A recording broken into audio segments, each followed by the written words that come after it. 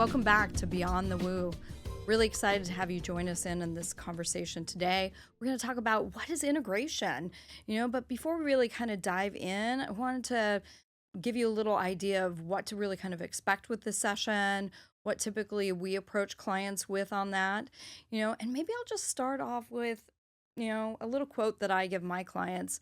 I talk about that psychedelic experience is a journey, and it's not so much about the destination, but rather it's a curious realization of that which is known, but maybe just hidden.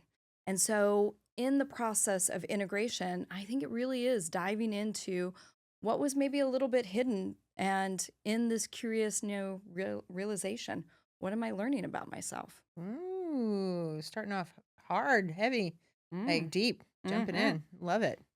Okay. Yeah. So let's talk a little bit about kind of what the, integration is after the medicine session. So what happens to kind of get us to integration in your experience? Like, I mean, I know what I do with my clients. What's yours like?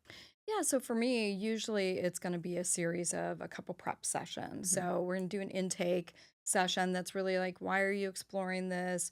What do you know about psychedelics? Have you had any experiences before recreationally?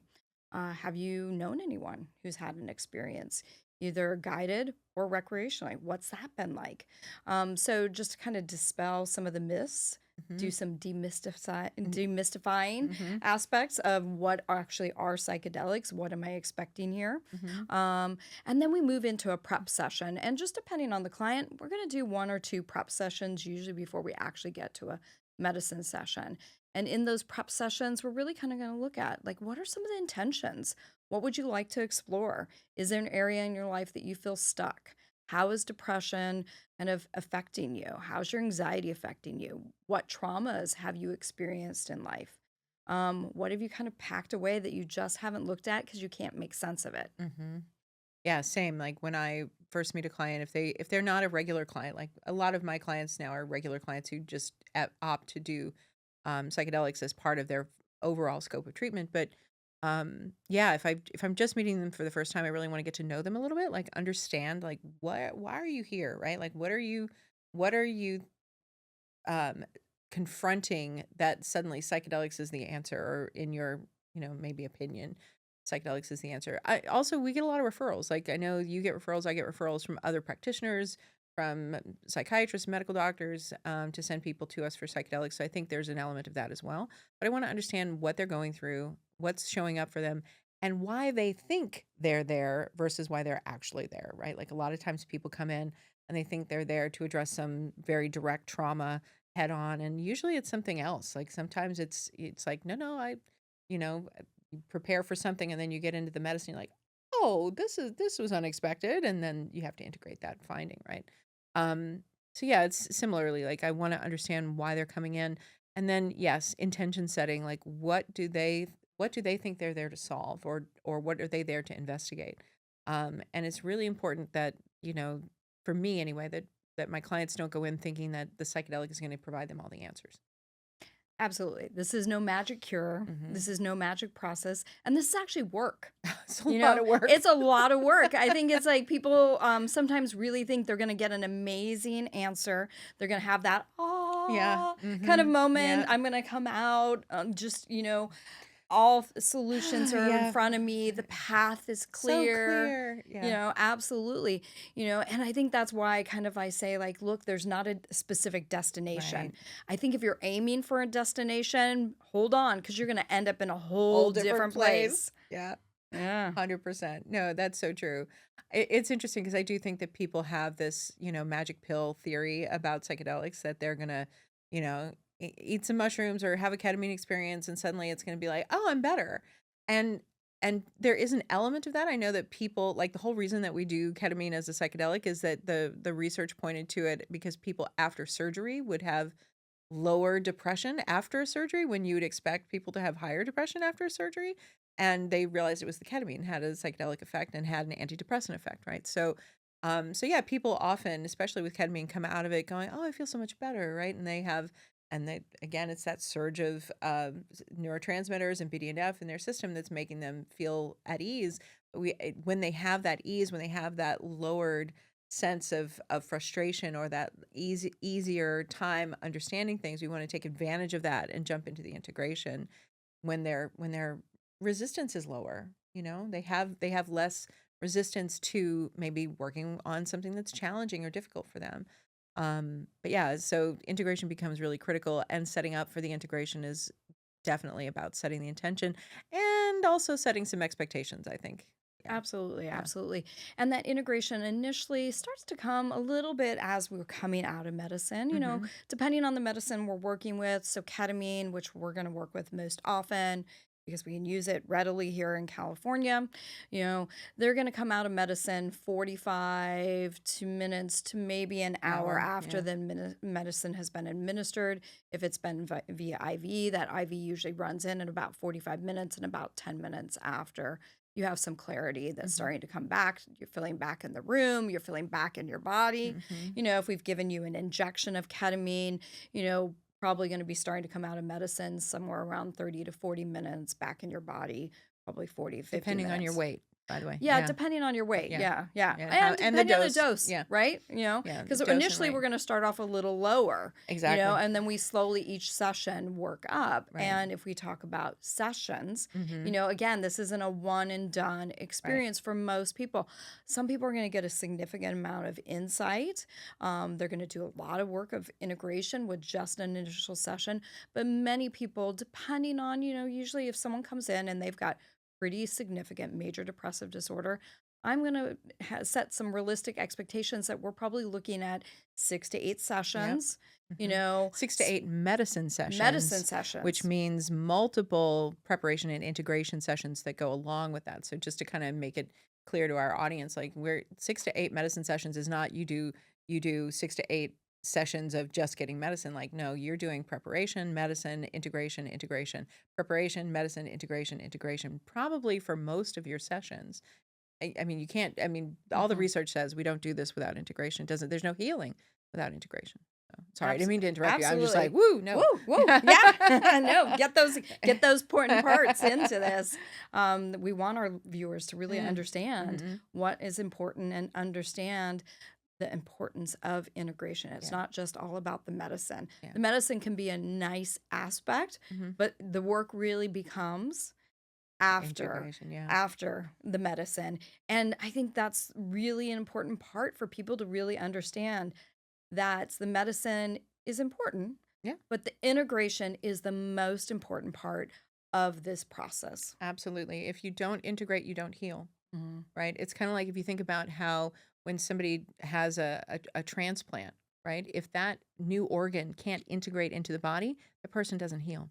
And it's the same thing with doing this kind of medicine. If you're doing psychedelic medicine, you absolutely have to integrate the new understanding that comes from whatever showed up in the medicine session or whatever showed up 72 hours to a week afterward, right? Like, because one of the things we know very well is that the person, especially with ketamine, you wind up having insights for anywhere from 72 hours to a week after you have the medicine, because what happens is you have this elevation in glutamate and other neurotransmitters, neurohormones, and that activates your brain. Your brain's like, oh, wow, I can connect this and connect the dots over here, connect the dots over here. And now I have all this understanding. Woo, I'm so smart, right? But that goes away after Mhm. over the course of a week because it's kind of like you get this kind of curve effect, right? Like, so your brain titrates back down to its normal level, and then you don't have as much access. And most people are like, oh, it was so great for like a week. Like, yeah, that's the medicine, right? Like, you're titrating down. We want to really take advantage of that and do as much integration as possible in that first week while you have access to it. And then what happens is that learning, those new insights, they stick around if you integrate them, right? But if you don't integrate them, they go away. Absolutely. And I think of it as scaffolding Mm-hmm. almost like a medicine session, integration, Mm-hmm. integration. We've gotten some neuroplasticity that's occurred. Then we're going to do another medicine session after we've done enough Mm-hmm. integration. We're scaffolding. So we're building Building. over Yeah. time, and we're rebuilding thought patterns. We're rebuilding how we access our emotional world, understand, where we've come from, where we're going Yeah. in different ways. Absolutely. And it's so interesting to talk about the scaffolding, right? Because that's not a metaphor. That's a real thing that's happening because with psychedelics, you get neuroplasticity and neurogeneration. And the neurogeneration is the scaffolding. You're getting new synapses, you're getting new neurons sometimes. Depending on the substance, you might get whole new like neuronal structures that are showing up. At the very least, we know that people wind up getting new synapses at those, in the neurons that they have, and sometimes they get a whole new neuron formation. That's incredible. Like that's just something we never thought possible. And so when you have a new neuronal structure, you want to use it well, right? You want to prime it and also prune it in a way that's directive, where you're not just going, oh, well, just, I'll just have some random neurons that, because you can also have problems when you have to neurogenesis in the wrong way. So you don't Hmm. want that either. So, but, a neurogenesis in ways that are structurally supportive and are getting psychological support in that, like, that's fantastic. That's amazing. And I love the concept of pruning too, Hmm. because it is. It's like we're pruning off what doesn't serve us. Hmm. But I also think of like we're grafting. Like when you Hmm. think of like grafting two plants together, Uh-huh. and creating something, maybe a new variation, Hmm. I think there becomes this real piece of like grafting together our thoughts in a new way. Yeah. I'm so sorry that the thing that came in my head was broccoli. I don't know if you know this, but broccoli is a hybrid. So broccoli is a combination of cauliflower and asparagus that genetically. So I don't know why, but yeah, bee broccoli, I guess, is Be broccoli. bee broccoli. Well, Yeah. I love that. Yeah. So, Love broccoli. yeah, Broccoli's delicious. yeah, broccoli's delicious. How do we integrate that Mm, broccoli? right? Absolutely. So yeah, so if you want to be broccoli, you need some time to figure out how your broccoli is actually going to work, right? Like the idea that we would have a new idea, a new insight that shows up because of the medicine session, right? Like, and I don't know, I mean, I don't know if you do this with your clients, but for my clients, when they are at the end of their medicine session, I take copious notes. Like I'm typing away on my laptop the whole time that they're talking, because sometimes they'll say something that doesn't make any sense to me. But when we go back in the integration session, they're like, oh yeah, that reflects that, image of that dog or that bear or that tree, like that actually reflects back to a memory that I had when I was 10, and that takes me back to this trauma, or that takes me back to this healing option, this resource that shows up. And like, oh, I never thought about that. I felt so strong in that moment when I was 12. Like, oh, that's what the brain, that's what the mind, the psyche was bringing forward, was saying, oh, this was an image that is associated with strength, or associated with healing, or associated with something that is a resource for healing. So I take all these notes when people are at the end of their medicine session, and sometimes they're just talking, talking, talking. It's like, okay, yeah, I have no idea what this means, but I'm just following you, right? And then we use that transcript to go back the next day when we do our first integration. Mhm. Yeah, absolutely. I take a combination of notes, but I also work with a technique called brain spotting. Mhm. And so, about 10 to 15 minutes after someone has actually come out of medicine and I've taken down a few notes of what their initial insights were, we pick something off of that, or we pick that initial intention that we set. And I do a little bit of brain spotting, which is kind of a modification to EMDR therapy, if Mhm. anyone's heard of EMDR therapy. But we actually find in the brain where that information is located through a series of, moving a spot across their eyes, across the visual axis. We can actually access an area where that thought is actually emanating from Mm. within, and they can continue the processing. So I actually will do a little bit of brain spotting for about 20, 30 minutes that just enhances Mm. their experience. And then they go home in this very contemplative state. And I think I mentioned this in an earlier episode. I wrote a couple different Yeah. integration journals. Mhm. So I do encourage my clients to go home with those little bit of notes that I've taken down, what that initial insight was, what they noticed during now the brain spotting that I do, Mhm. and to go home and journal a little bit that Yeah. day, to be in a very contemplative state. Encourage them, don't go home and watch the news, a scary Mm-mm. movie, don't talk to exhausting people that day. This is a self-care day for Yeah, you. This is a absolutely. day to be just really like meditative, contemplative, really easygoing. Eat some nice, good, healthy food when you get home, Mhm. because we've had them fast before Yeah, they've actually come exactly. in to do the medicine work, and for it just to be a day of contemplation.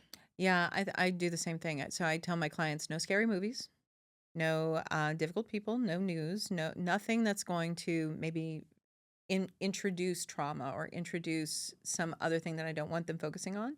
And I encourage my clients to write in a journal and or to draw, or if they are creative people, to dance or to play music, anything that's going to allow the imagery or the sensation to come up out of the body, out of the unconscious to be worked through or worked on.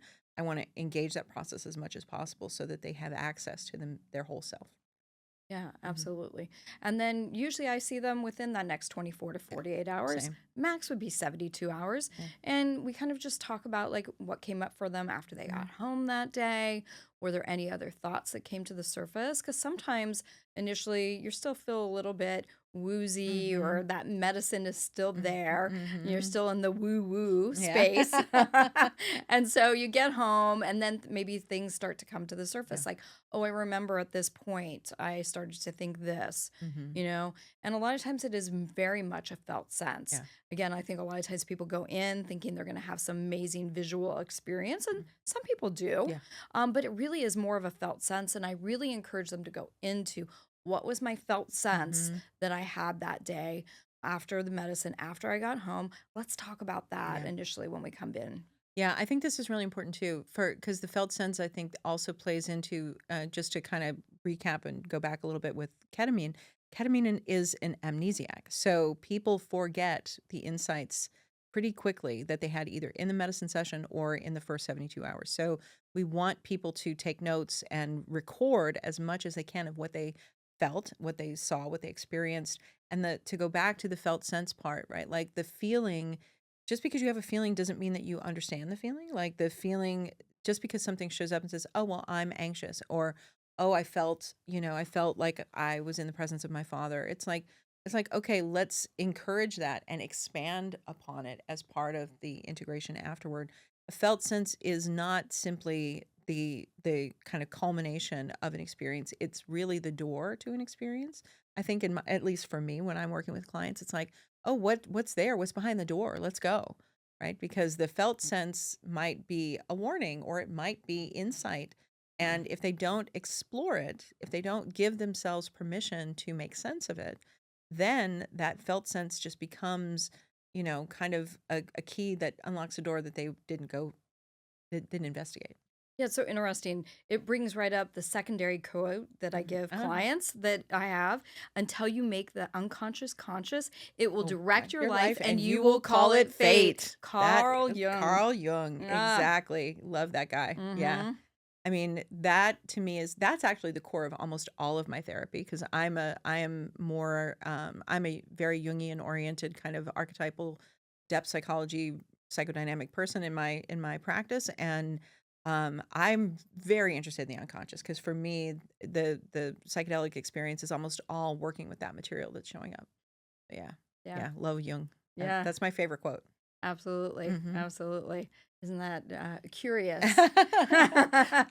No, I guess if you're really honest about it, it's, like, obvious, right? Like, Right. yeah. Yeah, absolutely. Absolutely. Well, and I work from more of an attachment based Mhm, theory. I kind of go back and help them make connections to mhm, earlier parts in their life to make sense of the experience of how they're living today mhm. and maybe things that they've overlooked that's been hidden from them, of Yeah, maybe initial beliefs they had about themselves that they lost along the way. yeah. It winds up being the same stuff, right? Like, in Hmm. the end of the day, but to take it to that place of whether you're talking about the deep self or you're talking about the attachment, the person at the core is really who we're both treating, right? Like, we're treating that because I think people wind up, and it's easy for us, I think, at this point because we're both so steeped in the psychology of it. But most people don't walk around in their day-to-day life thinking about their psychology. They're thinking about their job or they're thinking about this difficult person they have to deal with or they're thinking about some task that they have to do either at work or at home. And we have the privilege really of sitting back and being like, well, what do I think, right? Or what is that, or how do I think about this, and what mechanisms am I using to make a decision? And I think psychedelics kind of can bring that to people, where they have the option for just that period of time, if even if it's only for that period of time, of being like, well, let's focus on this for a minute. Let's focus on how you think about this. Let's focus on what this symbolism might mean to you. Let's focus on the kind of inner world that you are bringing to your day-to-day life every day, and maybe illuminating a little bit whether or not that's the way you want to interact with your everyday life. Is it the path that is this the way you want to walk through your day? Is this the way you want to get up in the morning? Is this the way you want to interact with your family? This is the way you want to interact with your job. If the answer is no, then yeah, let's deconstruct that a little bit and see if there's another path. Absolutely. Well, that brings me to authenticity. So often Mm, with my clients, the integration work that we're doing is, am I living a life that's authentic to how I really want to be showing up? Or am I putting on masks? oof. You know? And, I think, again, this is what's so fascinating about the human spirit and Mhm. human behavior is that I think that we're really resilient individuals. And sometimes we don't tap into that resiliency to allow us to shed the masks Mm, and to actually walk in authenticity. So part of the integration I work is, what actually is serving you? yeah. What is not serving you? Where does your fear lie in putting down what's not serving you? Yeah, and psychedelics they're gonna just kind of cut through all of that. Like I think that's the difference with working with psychedelics and working in almost any other modality that takes people out of talking about themselves, right? Like because if you only ever do talk therapy in a room with your therapist, you kind of craft a persona that shows up in the room, right? Like, oh, this is my patient persona, this is my client persona, this is the persona that I want Jenny to know about me, or that I want Stacy to know about me, right? Like because now that relationship becomes really important and you want to be seen in a certain way. When you do psychedelics with somebody or you do some other kind of modality like the trance work that I do or even the equine therapy I do, when I take people out to see the horses, they're completely different people than they are when they're in the room because then they're like walking around and they're not the same person. And psychedelics cuts through all of that for me. I don't know if you've seen that with your client, but they can't hide anymore when they've done a medicine session. There's no more hiding. There's no more persona. The roles have to go away because they can't they're gonna get any value out of it, then it's going to be they're kinda laid bare a little bit. So it is also about they have to trust us. Absolutely. Well, and trust becomes so important in Mhm, this aspect. And that goes back to why we do mhm. the preparation before we Yeah, go into medicine is we absolutely. do want to make sure that there is a certain level of trust. Mhm, That, there's hey, a fear is appropriate mhm, in this situation because we don't know what you're walking into. So I understand that. But if you trust me, I think you're going to drop some of that fear. mhm. You're going to drop a little bit of those personas that you've been holding on Yeah. to actually lay bare, really, truly, authentically who you want to show up as in this life. It kind of brings to mind even your book that you just published that Mm. came out, and how that might even relate to the work that individuals are doing. You know, I know it's the Queen's Path, so But it's true for men but it's too. true for Yeah. men too. Mhm. Yeah, that the idea of sovereignty and authenticity, right? Like if you are going to be sovereign in your life, then you have to drop those you have to drop the drag basically, if you will, and it's not even dropping it from the perspective of you don't need it. It's like, no, you need to just drop it with yourself. You might still need it out in the world. Yeah, you're going to wear that role when you're talking to your kids. You're going to wear the mom role or you're going to wear the dad role. You're gonna wear the role when you're going to work. If you're a lawyer, doctor, or working in a store, like you have to wear the role for that purpose. But please don't do that with yourself, right? If the role is the only thing you know about yourself, then you can't have sovereignty, right? And that really, that's a whole other thing. It's a whole other do a whole episode about the Queen's Path. But in the sense of what we want to talk about in how you integrate the reality that you learn about yourself with medicine. Like, whew, I mean, there have been some deep, deep insights that I've had both in medicine and in doing TCIE in France and all this stuff. Like, changing your consciousness is really about becoming authentic to who you are in the world as a whole human being. Yeah, absolutely. Well, and I think the important part of doing the integration with a therapist, a Hmm. psychologist, someone who's actually trained more on the psychology aspect of integration too is, there might be some ideas that come out of that. And, oh, I realize like this is what Mm. I'm gonna go do in this. Okay, well let's put a little Right, bit slow of like down, put the brakes healthy on. slow down breaks, for example, I had a client that, came out of it and decided she was going to sell her medical practice and move to Belize Oh. and was like, wow, this sounds really amazing. And she realized that there was a lot of fear in doing that and that was holding her back. Mm, And yes, maybe that was the pathway she needed to go. I certainly didn't want her to go and make this rash decision right away. Right. So we really integrated, and kind of out of that, we realized that as a woman of color, that she had been constrained in certain limitations, and she was directed in a certain path within her Mm, work in the medical field, and she was trying to rise above and prove herself, and she realized, like, okay, I don't need to prove myself anymore. So that was really that more is of the so point powerful. of what came out of the integration work.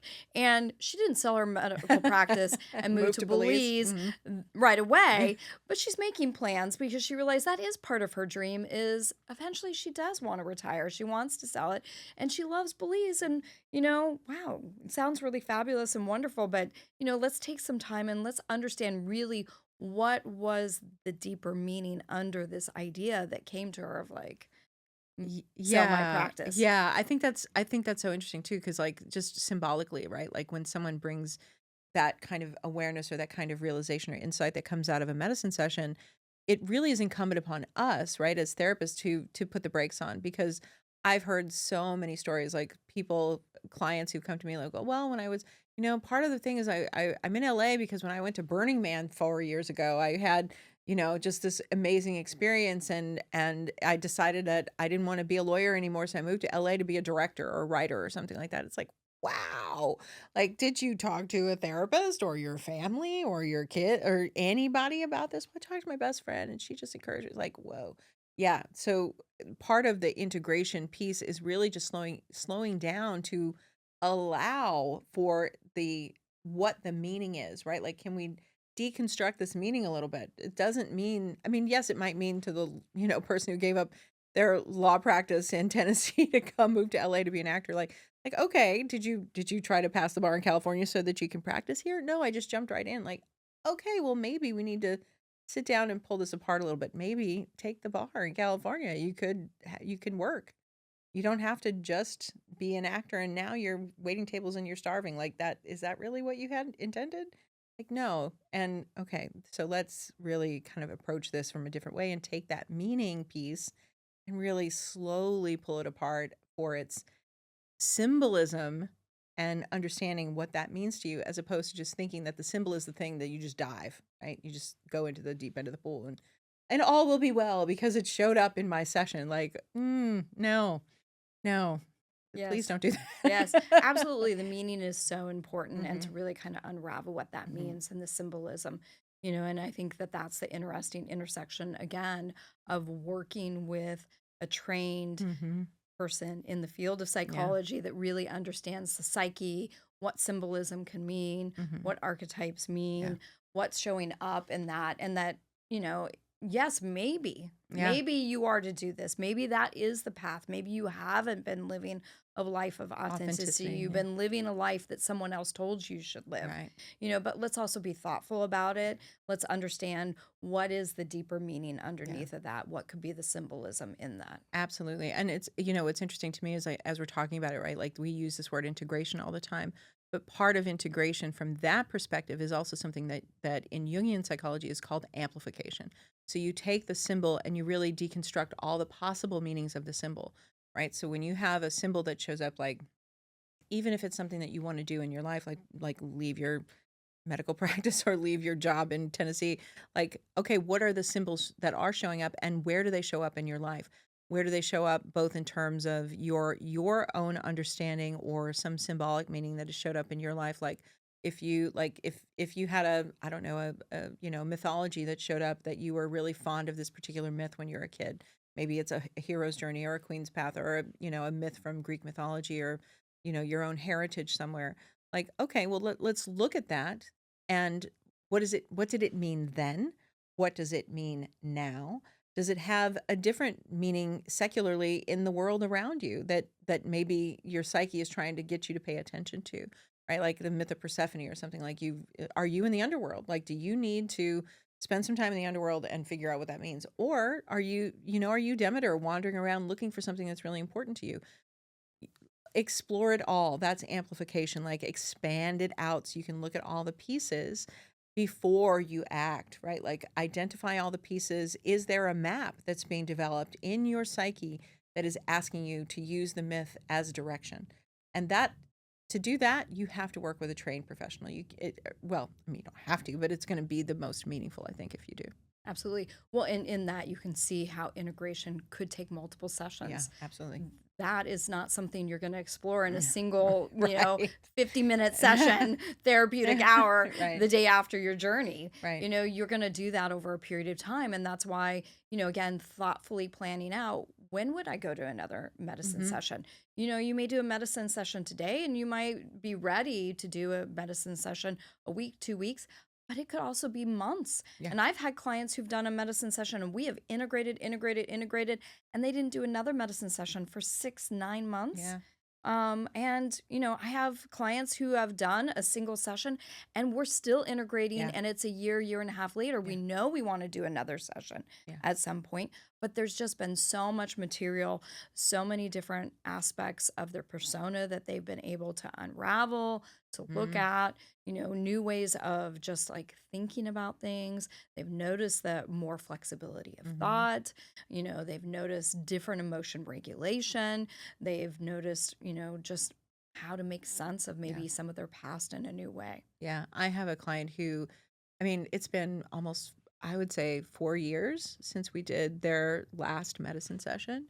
And they almost always talk about cutting the thread. So when they were having their medicine session, they had this image that showed up about the myth of the Minotaur, and I think is it Daphne that goes into the Minotaur's lair, I think so. and she brings a spool of yarn with her, and he talks about it all the time, that he's got to follow the thread out of the maze, and that was not something that ever was part of his own psyche, or he wasn't really interested in mythology. It was just something that showed up in the session. And so even to this day, he'll say, I'm picking up the thread, I'm picking up the thread, I'm finding my way out, I'm finding my way out. And it's when you have symbolism that shows up and it really, really works and you integrate it well, then it gives you a touchstone for when you need something, and it's another resource that you can pull on for another time in your life when you might struggle or have a problem, or even if you're trying to integrate something that's really positive, like you have a new job, or you have a new baby. Like you're like, oh wait, this is the thread I need to pick up and follow it to find my way out, right? And whatever that symbol is, it can be something that can be really, really useful. Absolutely. And it's so interesting how that symbolism will show up for Hmm. different clients in different ways. I have a client that hers was a box of rocks, Hmm. and, I realize like I've carried around these box of rocks, Hmm. and I'm slowly putting the rocks down. Mm. I pulled another rock out of my box, Uh-huh. and so interesting. And I mean, we've been doing that work for probably 5 years Hmm. of, oh, I laid down another rock, Another rock. and I went to a place to leave a rock, which Ah. was really interesting too.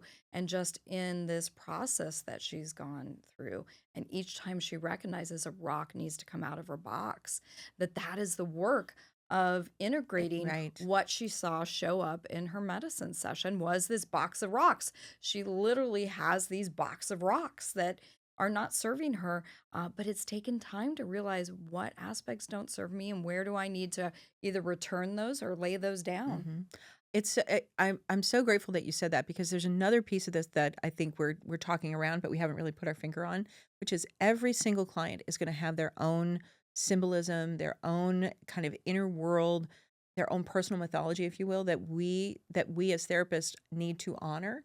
And if somebody else comes in and tells you what your personal mythology should be, that person is not serving you, right? Like, and it's another reason to work with someone who's trained in psychedelics, to say, no, no, no, I'm going to have respect for that, right? If somebody comes into me and they have a mythology that's completely outside of my area of knowledge, I'm not going to tell them to get on mine. That's not serving them, right? But I'm going to respect what's showing up in their mythology, what's showing up in their symbolism. Say, okay, you got a box of rocks, let's put the rocks down. Like, okay, that's not my mythology, but clearly it's working for that person, So, right? if someone was to come to you and say, Mm-hmm. what are the two biggest takeaways that I need to understand about why I want to integrate, Mm-hmm. and how that integration could proceed, what would you share with them? I'd say that the first one is, we are going to develop and follow your own personal mythology, and that exploration is something that we're going to do together. I'm going to hold your hand through it. I am not the expert. Your psyche is the expert, but I'm a good translator. So I'm going to be here as, helping you discern and translate, and we're going to work together on what that is. And the second piece I would say is that, my hope is that you are going to go through a process that I'm going to be here with you to deepen, to get closer to the authentic self, to get closer to that depth of knowledge of you that is going to make you the happiest and the wholest in your life. Those are the two things that I would want my clients to come away with. Yeah, absolutely. So I really think that takes us beyond the woo. Absolutely. Yeah. Absolutely. And so I think I'm excited to see where we're going to go in our next episode. Mm. I think we're going to take a little travel to Mexico. We're going to Gonna explore a hear little bit about your about the trips. Bufo, a little bit about my trip I down there. can't wait to talk about Bufo. I had such a crazy experience with Bufo. So yeah, can't wait. Can't wait. Yeah. So tune in to our next episode and find out what a trip to Mexico might look like. It's a little bit different probably from your last trip. Yeah. Can't wait. I can't wait to hear more about what you're proposing, because I know I've taken a trip to Mexico with you and it was fantastic. So yeah, can't wait to hear what we're going to talk about next. All right. Join us beyond the woo. We'll see you next time.